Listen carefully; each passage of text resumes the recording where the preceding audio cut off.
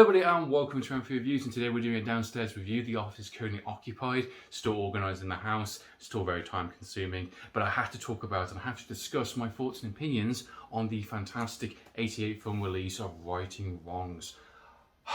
Man, I've been waiting for this film for goddamn ages. This film's had multiple delays, very much so like Dragons Forever's 4K release. The demand for these editions are so high now, and the competition is definitely rising up, especially competing against a lot of these other kind of, US-based kind of companies like Vinegar Syndrome. And this one is definitely worth the wait for sure. This is an absolute jam-packed, loaded edition.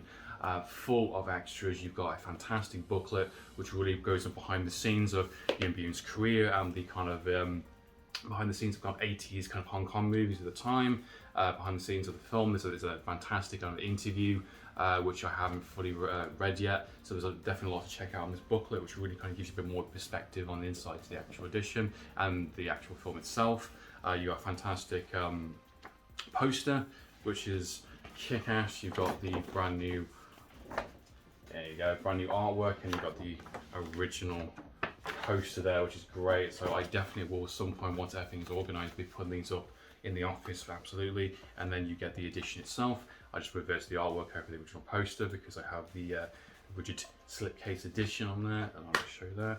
You get artwork cards, and you get disc 1 and disc 2. Just a jam-packed full edition. Now, I have already done a review for Righting Wrongs on the channel way back when I first started it, many years ago now, and I absolutely fell in love with the film. I thought it was absolutely amazing. Just a really fun, kind of balls-to-the-wall kind of 80s movie, just, very kind of dark, very kind of gritty, just, something that I haven't quite seen up to that point yet.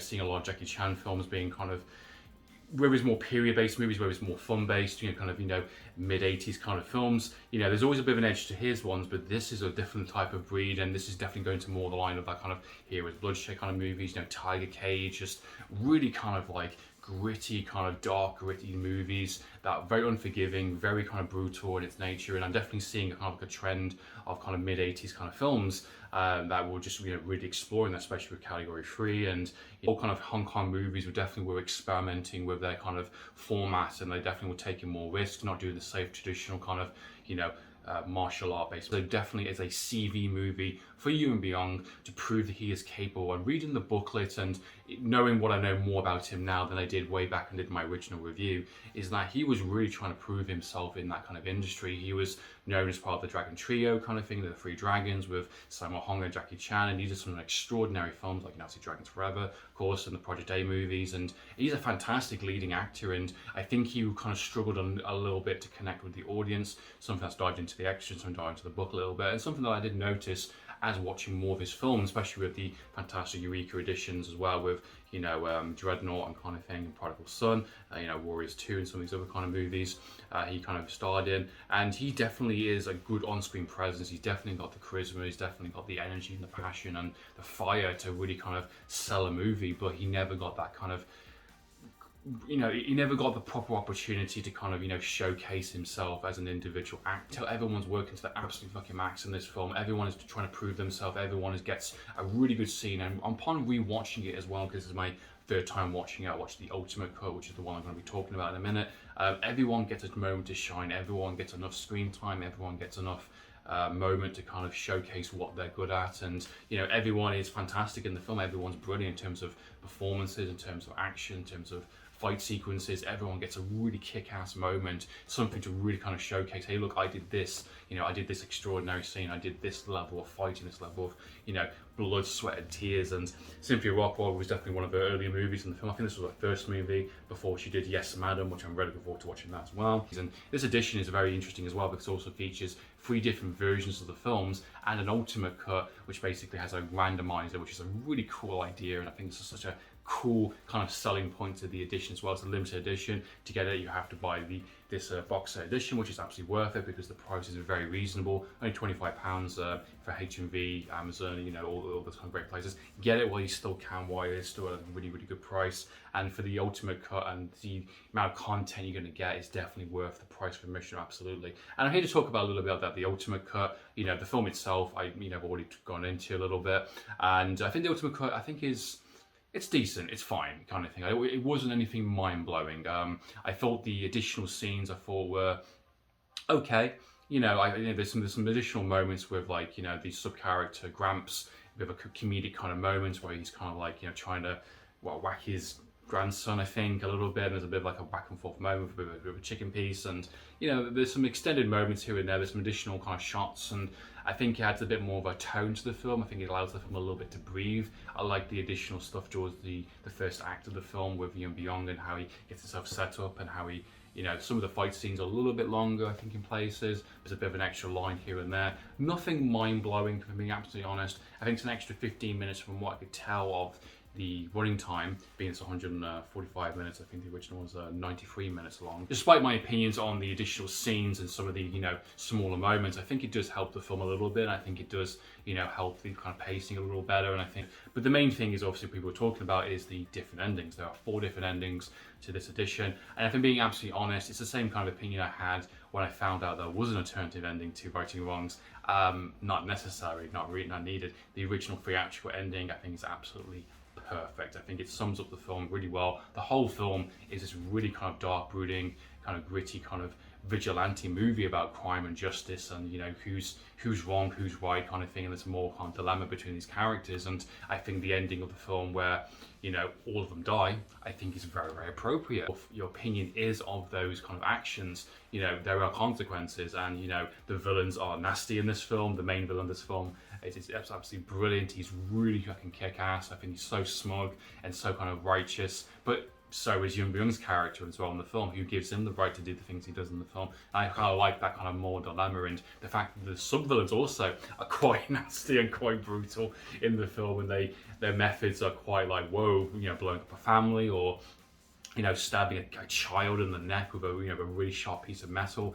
Just, these are not kind of traditional kind of Jackie Chan sub-villains or kind of thing. You might get these in the kind of Sammo Hung movie, but in Righting Wrongs, in a Yuen Biao movie, 80s based film, this is perfect. This is exactly what the kind of stuff I want to see, and the fact it takes risks, the fact it kind of goes for it, that's one of the things I love about the film. And I think the original theatrical ending, where all of them die in the process of doing what they think is right, I think is perfect. The other 3 endings of the film I think are just okay. If you want to see the heroes live, that's an ending as well. They kind of did some reshoots and restructured the dialogue, where Cynthia Rothrock doesn't get killed, she doesn't get stabbed in the neck, she kind of gets thrown to the ground.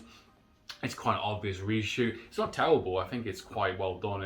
It's edited quite well into the film. I can definitely tell with some of the scenes and the haircuts and just some of the kind of the continuity errors. It's definitely a reshoot in that, especially with later on Cynthia Rothrock on the boat, which is wearing a wig. It's quite obvious. I think it's fine. I don't like the other ending where he kind of goes to prison, gets sentenced to life, and the film just ends. It's kind of like, unless you're going to do a really kind of epic kind of speech or something, or some sort of dramatic kind of ending to that, I think it doesn't quite work. I think it's a very quick wrap up, and I think it makes more sense him dying in the pursuit of justice than him spending the rest of his life behind prison. It's just a kind of a weird ending, unless there's a sequel bait or something, which there wasn't.